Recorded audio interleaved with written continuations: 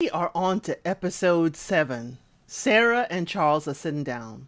He does confirm he sent her a DM, and she claims she didn't get it, and then she said she didn't answer, like she told him she would not answer. He said, "Did you understand my decision in the pod?" She's like, "I didn't need to, but if you want to explain." And I said, "Icy." Sarah is icy. Charles said, that Julie touched his heart, and that's what he came for a person that would touch his heart. Sarah says, yeah, there's only one topic she didn't want to talk about. And he said, hey, it doesn't have to do with smex, it has to do with intimacy. She says, you didn't want to wait to go deeper. She said it would have happened over time, and they would have made it. And she's only upset that he did not keep his word. She didn't ask for anything. Whoa, whoa, whoa, whoa, whoa, Sarah. You didn't ask for anything? You gave that man an ultimatum. Well, you didn't really ask. You said you got to choose or else. You gave that man an ultimatum. What do you mean you didn't expect anything? You didn't ask for anything. What do you mean? That right there is not true. Not true at all. He said, yeah, but you had expectations. She's like, you still said that you wanted to continue the process with me. He said he made a choice, in the pods. And she reminds him of his ex, and that's what he was thinking of. And there was a connection with Julie, and Julie, is his fiance.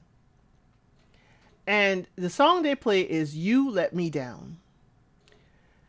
Sarah does wish him the best, and she gone and went and get Julie. She said, can we talk? Sarah said she almost didn't come. And Julie let her have it, said, you made me sound like trash. You made it sound like I had to beg Charles to be with me. That's what you said in the pods. So Sarah said she thought Charles was thinking with his lower half. Julie said she didn't appreciate being called a flirtatious tease. And she's like, well, that's all, you were thinking about. That's all you were talking about. So we were all thinking that. We all thought you were a bimbo of the group. I said, no, Sarah. You did not just say that to Julie in her face. I said, we about ready to scrap. Where is security? Cause Julie about to jump this table. But Julie did not. Julie kept her composure. She says, that's hard to hear. Okay. She's like, because you can talk about smex and it doesn't make her a bimbo.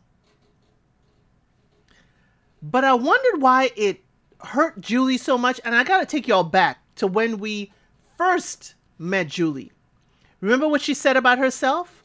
She said she felt that she was always good enough to F, but not marry.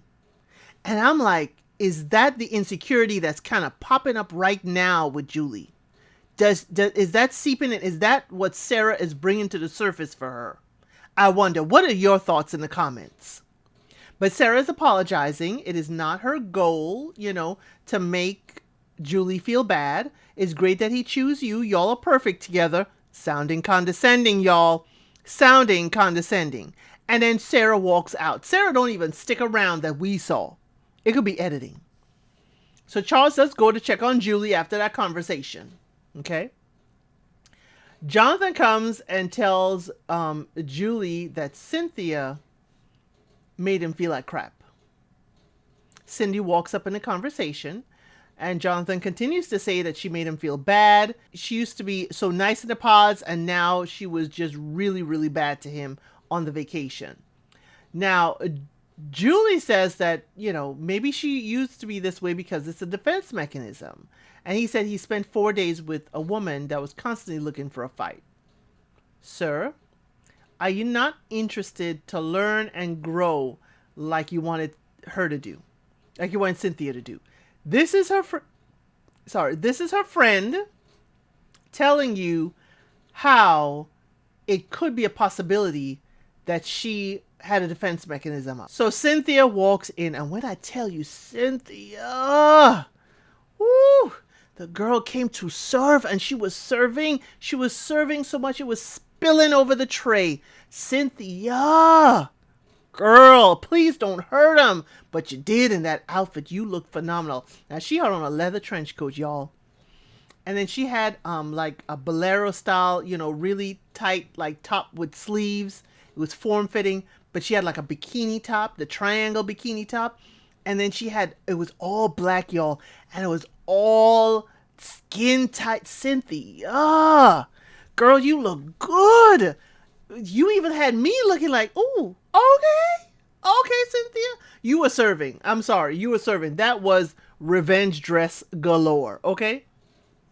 So she wants, him to see that she realizes that she was uncompromising and she wants to try again. And he's not the kind of man you just give up. Um, okay, I think. What we doing? What we doing? So Cynthia and Jonathan do go to speak, and he says, he didn't like being called insecure. She says, you were not very nice. And I'm like, here we go again. We about to argue again. Children, could we just, get away from each other then if we're going to argue again? He said she didn't give him enough time and that, she's like 4 days is nothing. She needed time. And he said he shut down. I was like, y'all, are we going to fight again? I do not need to see this fight. So she says she has regrets. She thinks highly of him, and sometimes she puts her ring back on. And then she giggles and she rubs his thigh. And I'm like, ooh, Jonathan, don't fall for it. Please don't fall for it. Cynthia came with the big pow-pows. She came. The girls are out. She's looking good. She's probably smelling good. My word. Jonathan, do not enter the spider's web, please. Okay? She puts a ring on. So she kept the ring. I heard that. She kept the ring. And now she's like, oh, sometimes I put my ring on and think about us. Manipulation. And then she's like, oh, you smell so good. You're wearing my favorite cologne. You're doing too much, Cynthia. You're doing too much. And the high-pitched giggle was not it for me. He holds her hand. He says he likes this easygoing part. This is the part he likes with her. And she's like, she doesn't want to skip any steps and she wants to end on a positive note. Or Cynthia, do you want to get back with him so you can move on in the process and have more airtime? Or do you want to get back with him so you could dump him? Maybe even embarrass him more than he embarrassed you by dumping him at the altar. I'm suspicious. So he said he needs time to process all this. He says she sounds, like she's very convincing, but he don't know. He said she was nicer tonight, but he cannot easily forget the trip and it's going to take time. I said, please, don't get back. I just don't want to see a scene where they're moving in together. So we see Anais, another member from the pods, and Chloe. They talk, and Thomas used to date a friend of hers before the pods, like right before the pods is how she sounded. And she goes to talk to him and he says, oh, everything is great with Kim, about 90% of it. She's like, do you know Eleanor? I said, girl, can we take a sip? Can we have a moment before you drop a name? He said, yes. She's like, y'all were together before filming, right? He's like, together was a stretch. He's like, we get along and we text, and he has checked on her since they've been back because she has a kid. He has a kid too, but there's nothing there. Sir, why are we checking on her then if there's nothing there? Anais says her friend said there was something going on with Thomas before the pods. But he told them in the pods he's been single for a long time. So she feels like he's trying to hide something. She didn't come here to start no stuff, but she has to tell Kim, well, that's starting stuff, Anais, but you know what? I ain't mad at you. Start some stuff, please. This mixer, Sarah didn't give me the fireworks I was expecting. Julie didn't go off on her. Charles was all nice and whatever. Cynthia was a baddie. She came in. I was expecting fireworks there. I need some fireworks. I'm sorry. This is my petty side. So she goes and tells Kim. And, they're like, he may not have considered himself a couple with Eleanor, but it could be something else. He said they weren't together, but he just checked on her. So when Kim heard that, it's like, wait a minute, what? He talking to her now? While we in this process? He talking to an ex right before we got married. What? she's like, maybe he didn't stop talking to this ex just in case things don't work, that he could go back to her. Kim is reeling. Kim is spiraling. She is spinning out of control. And Anais is like, I didn't come here to start no trouble. I didn't come here to start no trouble. But Kim is pissed off. She's like, once again, I'm too nice. I'm too stupido, as always. And I'm like, no, come on. Kind of calm down, okay? She said she got over his appearances, his social code, his lack of an education, his lack of manners, and he criticizes her and her culture all the time. I said, Kim, you are letting it all out, and the camera is on you. Thomas says he know he in trouble. He looked over there. So he tells the group that he's talking around. He's like, oh, yeah, he dated someone named Eleanor briefly. Anais knew her, but there was nothing special, no promises. It's no big deal. No big deal. But he's going to get in trouble with Kim. Thomas, did you tell them you still talking to Eleanor? Did you tell anybody at the table that you recently checked on Eleanor? I don't think so. So Anais comes in the group and Thomas asks her, where's Kim? But Kim's outside. Kim's like, I need a moment. She goes outside to calm down. But Anais told him that she's in the bathroom. Why are you doing blocking? Why are you blocking Anais? I don't like it. He said, you knew this was going to create a problem. And tonight she won't sleep with him because she going to call him a liar. And that's how it's going to go. And he said, Kim is panicking and there's nothing shady going on. So we see Thomas, Kim, David, and Anais talking. Thomas like, this was in the past. It wasn't a relationship. It was 2 weeks. He doesn't give a damn, But I'm like, you're still calling her, sir. If you don't give a dang, if you don't give a hoot, why are you still calling her? So he goes on. It was 2 weeks. They never lived together. They never spent 2 days together. They never slept at each other's places. Huh. Me semantics, girly. Where did y'all sleep? Thomas, did y'all sleep? Questions. Just a few questions. Because it sounds like you're being very selective in what you say and how you said it. He said some clumsy things at the notary, and now he and Kim are being very distant. And, she can go on not talking to him for a whole day because of all this. He said his life, is only going up, but since he's been with Kim, it's up and down, up and down. Kim says she doesn't want to, fight. He said we can't keep fighting. And that every human is different, and he doesn't accept differences of what Kim is saying. David, another person from the pause, is like, hey, if you, Kim, are more tolerant, that you want him to be tolerant, this will be easy sailing. Thomas goes on and say he's been sleeping alone for 2 days. And Kim is like, you snore. I can't stand it. Thomas said, I asked to hold you. You said no. You don't. I don't want you all over me is what Kim. And I'm like, girl, do you like this man? He said the notary was pointless. And that's what got Kim mad. And he thanks Anais, real sarcastic. Thanks for this. Thanks for doing this. And Anais said, this is not the problem. You're the problem. He said he's done. He wants to leave. And, he says, well done, Anais. I was like, Thomas, you're doing a little too much. So Kim points out his behavior and how he answers and is rolling his eyes. And he's like, hey, you're going to ruin us over this BS. Kim said we're complete opposites. He says he should call it quits and he made a decision. But all Kim wants is to wear a wedding dress and have a big day. And they all leave for the night. I was like, daggone it. Thomas in the doghouse. We see it's the next day. Julie and Charles, they wake up snuggled together with the stuffed animals. Okay. I hope it's just for the cameras. I hope we're not. And no offense to anyone who does sleep with a security blanket or anything. It's a little cringe for me on this television. Julie says for intimacy, everything went well and they're on the road to happiness. He makes her feel good and happy and she has enjoyed the after party. And I'm like, oh Lord, please tell me it ain't like Love is Blind UK season 2's, the mixer after the mixer that got everybody in trouble. But Charles tells us what it is. He said they were intimate and they are happy. And he's happy and well satisfied.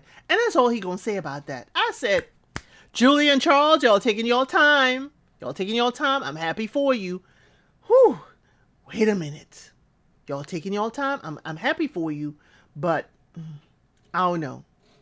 I'm still skittish, but y'all are certainly on the pace to actually saying yes on that date. Kim and Thomas, Roland, his father figure, is coming over to speak to them and needs to talk to him about Kim. Okay. Thomas said they've been mad about stupid things. Roland's like, are they stupid? Thomas is concerned that if his daughter says something like she doesn't want to play with Kim, how will Kim react? Will she blow up like she did the other night? But she's not been replying to his texts. Now, he tells the father figure, Roland, that they did argue about Eleanor. She, was shown his phone and shown there was nothing with Eleanor, but she still left the apartment. But she did reach out to him. She did respond to his text message that night, and she is coming for dinner at 8:30. Now, Yannick and Tatiana, they're with the notary. And I'm like, why are we seeing this? We ain't seen anybody else with the notary. And I hope Netflix, this is not to embarrass either one of them about their finances. Why are we in front of the notary? And y'all, we didn't need the scene in front of the notary. We could have had the after scene with the notary. But okay. The notary's there for their prenup, as they're supposed to do, or they could do. They have their daily expenses that is based on income. And, Yannick is like, hey, he needs time to read this through. Tatiana's like, we need to sign this today. The notary is like, you have the right not to sign. So Yannick says he wants his brothers to look it over. Now, I'm not mad at him for that. His brothers are both married. They've been through this process. Tatiana's been married before, so she has been through this process, so she's more comfortable signing. Yannick needs more information. Yannick, you told us in the pod you asked your brother about what a woman should have on the list for you. What should you be looking for? Yet here you are not prepared for the other part of it. What is the notary going to look like? Or are you hiding your lack of finances? Which one is it? I'm trying to give you the benefit of the doubt because you haven't been here. But if you talk to your brother about a lot of things, you didn't talk about the prenup? I'm wondering about this. Tatiana said it's constraining for him to sign it. And he questions how much, he says it's how much you make versus how much I make. And it's a percentage. We don't need the notary for this. Yes, you do, Yannick. Please, please, please, please, please do. So he says it's a little testy because he asked her and now she asked him. He asked how much is it? What are you looking for? And then she asked him, well, are you 50-50?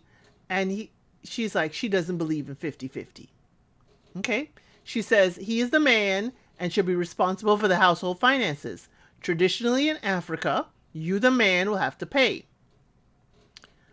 Okay. I'm going to be very sensitive to this. You're not in Africa. You're not a traditional family, okay? You are in France, okay? So if you expect him to carry and be responsible for the household finances, he can't decide where y'all live, Tatiana? That's kind of a disconnect for me. He can't decide where y'all live, but he got to pay for it. Okay. She goes on to say that we both work, but if my businesses go under, she wants to make sure that her life or quality of life will not change because her husband is able to keep them afloat. She, won't feel secure unless that can happen. He's like, okay, are you marrying the person or are you marrying what they earn? He says she can't marry someone who makes minimum wage or less than her expenses. I'm like, technically it's not what she's saying, but I understand what he's saying. Okay. He said this is not his vision for love and marriage. Now, here's where I understand both of them. She wants to be able to say if something happens, let's say something catastrophic like COVID, if something happens that, her business is not running, that her husband has got them financially. He is saying she doesn't want anybody making minimum wage. True that. But if that's the case, you can ask her and talk to her and say, well, can we have savings for that? Because what if my business isn't successful and something happens there? You can talk about it both ways and come to an understanding. The song they play is Maybe I'm a Villain. Now, Kim arrives home with Roland. Remember, he's visiting there at the house with Thomas. And she's concerned about Thomas's intense emotions. And Roland said he's always been intense, but he has a big heart. Kim, run now. Run now. Okay? Kim, says the argument is serious. Thomas brushes it off. She says she's not happy about this. And she says his past is not an excuse for his behavior when Roland says, oh, he had a tough life. He's like, no, it's not an excuse, but it can help you understand. And Thomas explained that at 14 he had to work to eat. He has not been privileged. Roland said Thomas deserves to be supported. I'm like, sir. Thomas is also lashing out. You can be supportive if he's, in his feelings about something, but he's lashing out. That night with the couples, he was like, da-da-da-da-da. So yes, he deserves to be supportive, but not supportive of this bad behavior. But Kim says she's behind him. She now understands him. He's afraid of being rejected and abandoned, and she has to accept that he is hypersensitive, and she hopes they will get married. Be careful, Kim.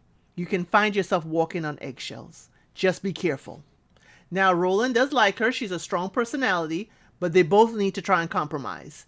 It might be difficult for them, but he hopes it works. And Kim tells Thomas that she's glad he messaged her, to meet Roland. Tatiana and Yannick were supposed to have a perfume date. She arrives. She calls him. He went that morning to play soccer with his friends. Ooh, ooh, ooh. This is reminding me of Chelsea and Kwame and the soccer, but he didn't ever miss a date that we know of. So Tatiana said maybe he forgot about the appointment. She calls and calls. He does answer. He said he's running late. He said we can reschedule for the next day or next week. She's like, but the guy put everything out. This is embarrassing. Yannick is like, people are late all the time. I said, wait a minute. Okay. I understand what you're saying, Yannick. People are late all the time, but I need you to respect my time. I'm a person who's always early. I'm a person that's 98% of the time early, unless there's a real emergency or traffic or something happened. I am early. Okay? I grew up where 15 minutes early means you're on time. So, I need you to respect the time. Okay? It's not an emergency. Not that we heard of. It's not an emergency. So he's like, why do we have to argue? He's like, you know what? Then you could do it on your own if you want. But he wanted them to enjoy it together and maybe just reschedule. I'm like, I hope he ain't teaching her a lesson. Now she goes and does it, y'all. She decides to sit down with the guy and create a perfume. I wouldn't have done it. I would have gone somewhere else and done something I enjoy. But anyway, I hope he ain't trying to teach her a lesson, like, times that she would have to cancel because of, concerns with her son. Maybe her son needs her. I'm hoping he ain't teaching her a lesson that he also can change up and cancel. We see Sabrina and Van Mee around his best friend and his sister. 3 of his best friends and his sister are there. She never dated an Asian. She said it's not what she's attracted to. It sounds like you're doing what you accused him of. She said she came on this so that she doesn't make a decision based on looks. So the sister asks her about flaws, and Sabrina says she is possessive in relationships. She needs to feel secure, and, to have plans to grow, she needs to feel secure in her relationship. And she's had relationships that's given her doubts. But she's Mediterranean, so she expresses herself. And the friend's like, oh, so you hot-blooded. She says she does not hesitate to let the person know that they hurt her. It sounds like an excuse for your bad behavior, Sabrina. And the way the friend said it, like, oh, you got no control over yourself. Oh, no, she blaming her heritage for why she ain't got no control. Why she's willing to blow up on you. The sister and Sabrina go to talk, and she asks her right away, if the sister ever met any of his girlfriends. Are their personalities similar? And his sister is like, no, y'all are nothing alike. His ex was much more discreet. I said, ooh, sister, you didn't have to hurt her so bad. Daggone it. The ex was more discreet. She's like, you're making an impression with your strong personality. I said, ouch. We don't like this strong personality.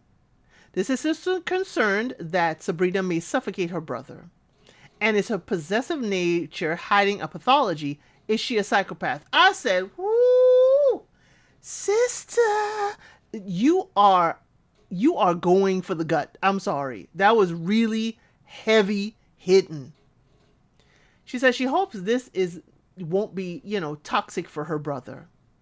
Interesting that the sister is saying all these analyzing stuff. I wonder if she's a therapist or a psychologist of some kind, or because I'm not hearing that unusual conversation of a pathology of this or that.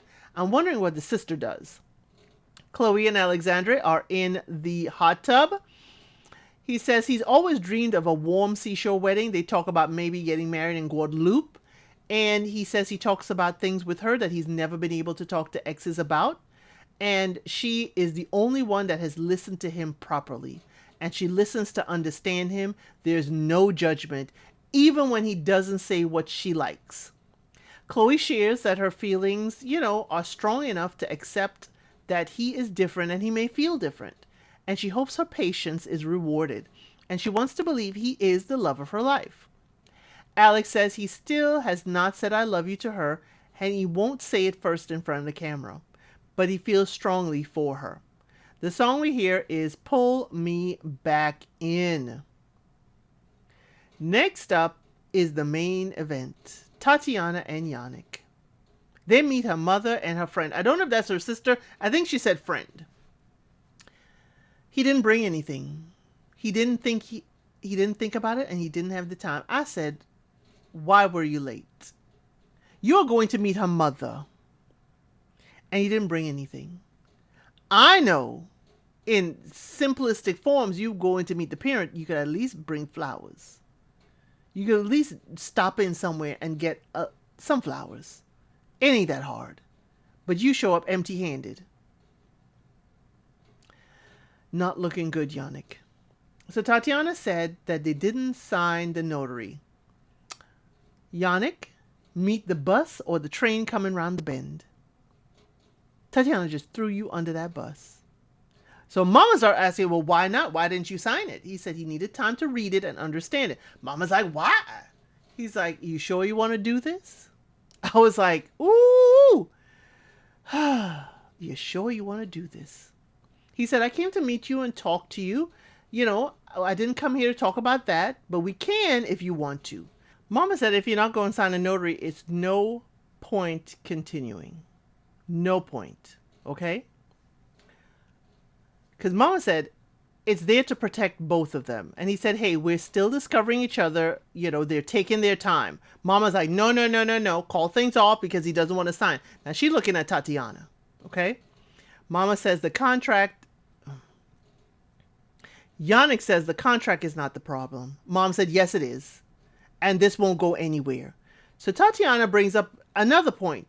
You never apologized for the perfume. Yannick, meet the bus again. She is lining you up because she got backup right here. She got her mama and her friend to back her up. We ain't heard from the friend, but that don't mean she ain't said nothing. But we just hearing mama. Tatiana's like, you never showed up. It was disrespectful.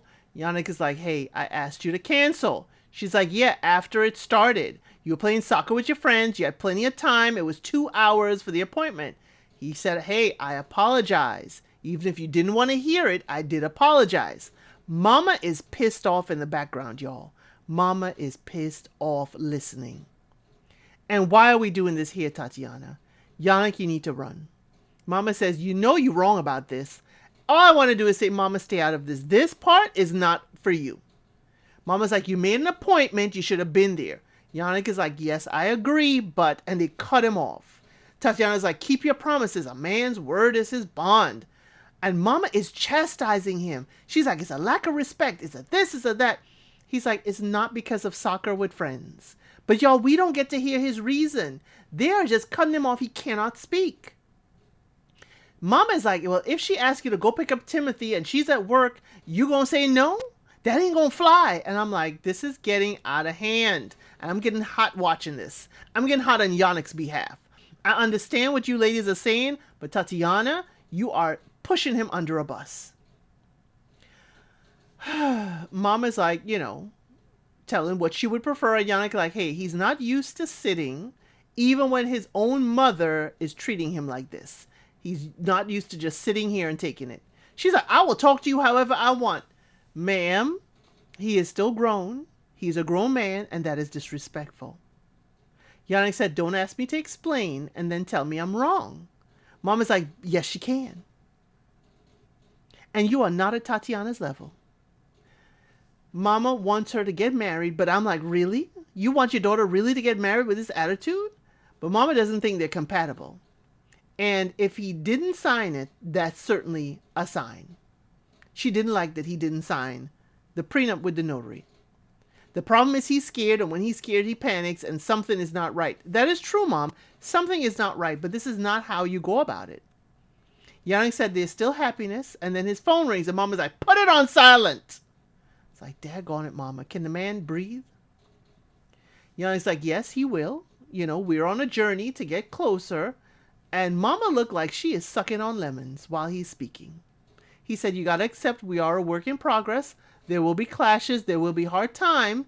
And Mama is ignoring him and looking at Tatiana and tells her, I don't see a future here.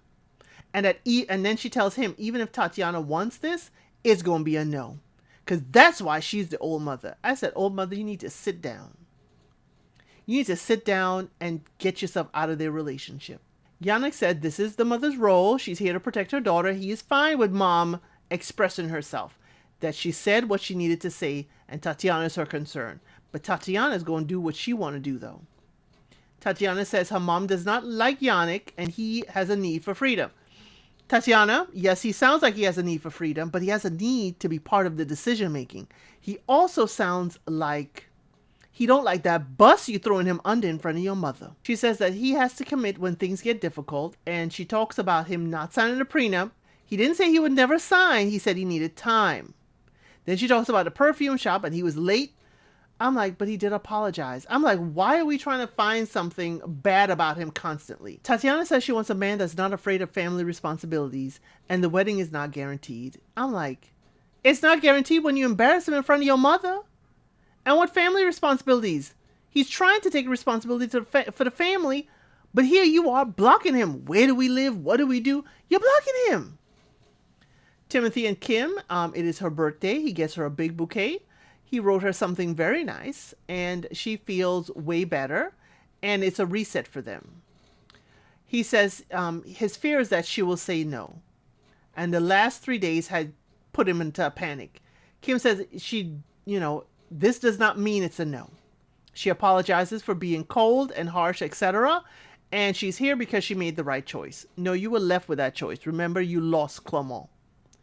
Kim says, we found each other again. He is back to his old self, and she made a wish over the dessert. Now, next, y'all, is dress shopping and suit shopping, and here's what I'm going to put in. France, I have heard you, okay? I've been peeking at your social media, okay? And it turns out our host and hostess who do show up for the dress and suit fitting are not married. Usually on Love is Blind, it is couples that are married, or at least a person like Sweden who is married, or even if it's a couple not married to each other, they're certainly married, so they can give what? Marital advice. This couple, though they've been together for close to 14 years, are not married. What are we doing? How can we say Love is Blind, take these people all the way to the altar, and the host and hostess has never made it to the altar? That's all I'm going to say about that. I like them as a host and hostess, but again, fundamentally, it doesn't seem right. That's just my opinion. Please put yours in the comments. Chloe says she never felt like she was ever going to be a bride, okay? Kim tries on her dress, and she wants Thomas in a three-piece suit, but she does see herself with him. Tatiana says it's hard communicating with Yannick. Love is not enough. We need to understand each other. And he tells her that she wants to impose things on him. And she says she has a child and she needs someone stable and grounded. Julie is next. She cries and she feels like it's so real now and she can start her own family. And she's been dreaming about this for years. Chloe is next, and it's the first time she is telling herself to go for it. She feels like it's him and no one else, and she cries and imagines walking her father down the aisle with her. In the suit shopping, the host is there talking to the fellas. We see him, there. We only see like Alex trying on a suit. No, we see Yannick trying on his too. But he says he has doubts after moving in. He sees a new side to her and everything has to go her way. He needs time to be able to accept and then adjust to what she's saying. So he just needs time to process. And I think it will be healthy for her to give him time, but then ask, how much time do you need? They need to learn that about each other. He said he's thinking of the big day, Yannick says, and he believes in marriage, he believes in the both of them, and he believes in the wedding, okay? Tatiana, meanwhile, with the ladies, makes an announcement. She says, I'm happy for all of y'all, but I will not be trying on a wedding dress today. And that is the end of the episodes for this week. I thank you so much for joining me, and I hope I'll see you on the next one. Thank you for watching. Please like, share, and subscribe to the channel.